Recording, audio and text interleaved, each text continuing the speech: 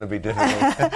Aged 11 and 12 have been rewarded for their courage, for the way they reacted when their mother fell seriously ill. The girls sprang into action when their mother collapsed at home. The ambulance service said they probably saved her life. Let's get the full story now from Mike Liggins at Dereham in Norfolk. Hello, Mike. Hi, Stuart. Yes, we're going to cheer you up a little bit now with a heartwarming story. This is the Salisbury family. Let me introduce you to Mum, Tracy, Ellie, Lily, Barry, and little Lewis. He's got his pyjamas on ready for bed, and Barry has a non-speaking part in this particular item because he missed the drama. He was at work, but the story, the family do have quite a story to tell. Tracy Salisbury was diagnosed with Addison's disease at the start of the year.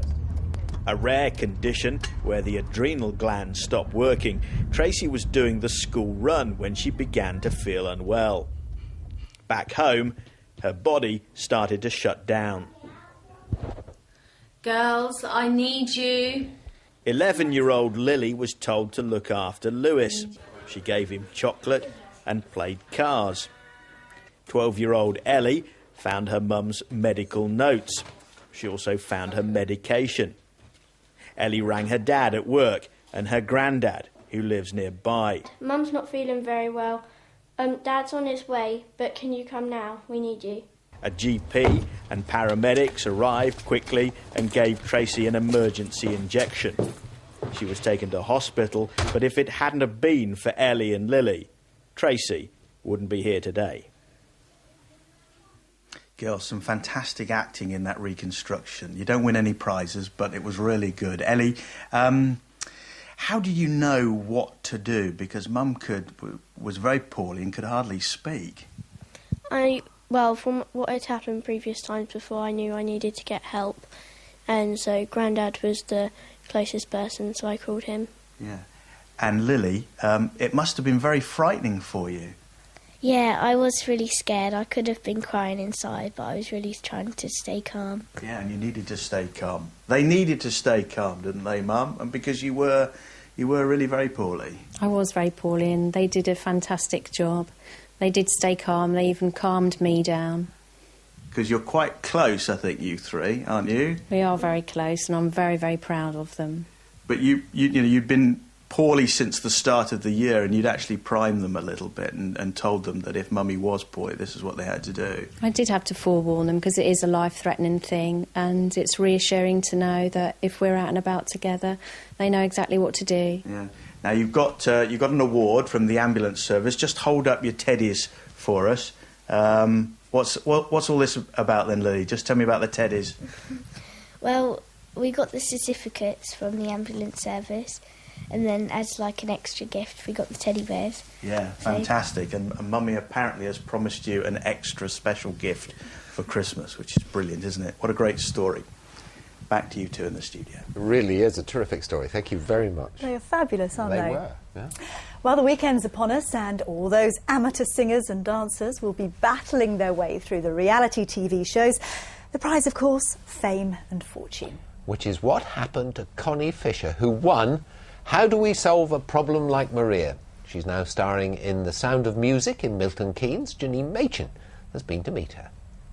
It's been 3 years since call centre worker Connie Fisher won the lead role in the West End production of The Sound of Music.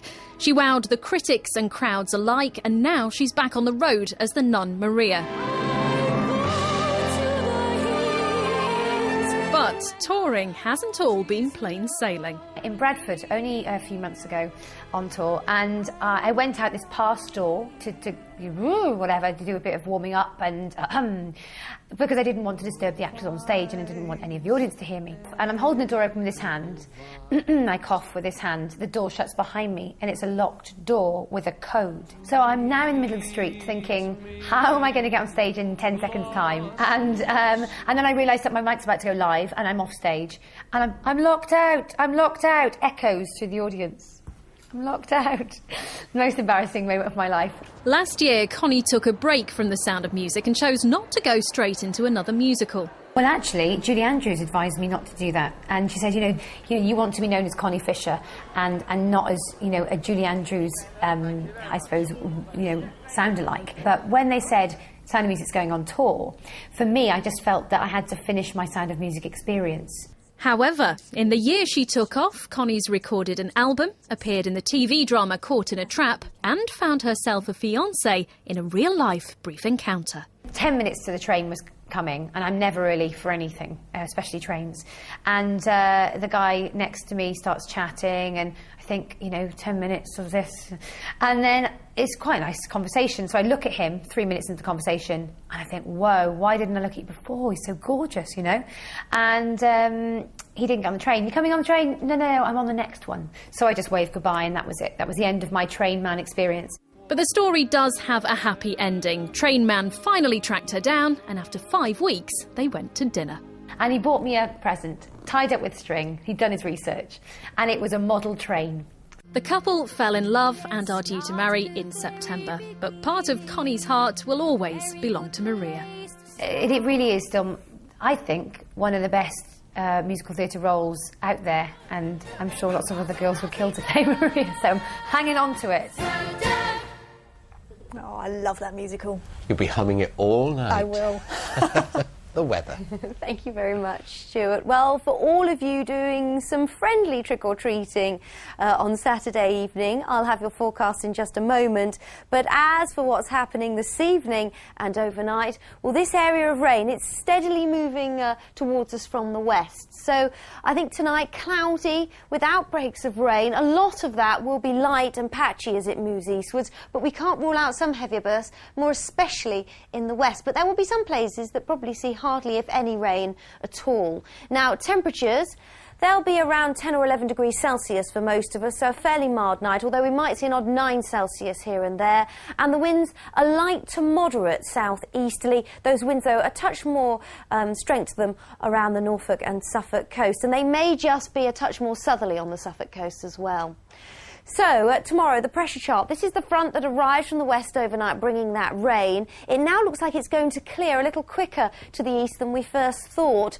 So we start off cloudy with outbreaks of rain, but I think the last of that rain should clear the east coast by about midday, and then drier, brighter conditions following in behind, with some of us even getting to see some sunshine. And temperatures, well, they will be on the mild side again, around 16 or 17 Celsius. 17 is 63 degrees Fahrenheit. Light southwesterly winds inland. Those winds moderate in strength around the coast, and on the Norfolk and Suffolk coast, they're likely to be more southerly.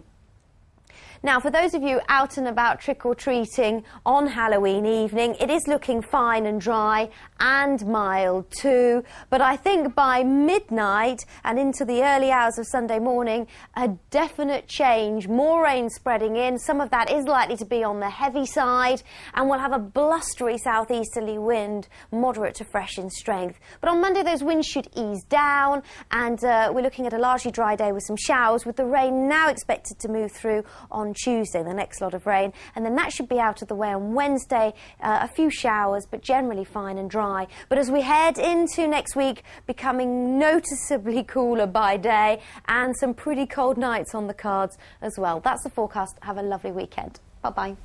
Thank you very much. That's it for now. We'll see you again next week. You have a great weekend. Good night. Bye-bye.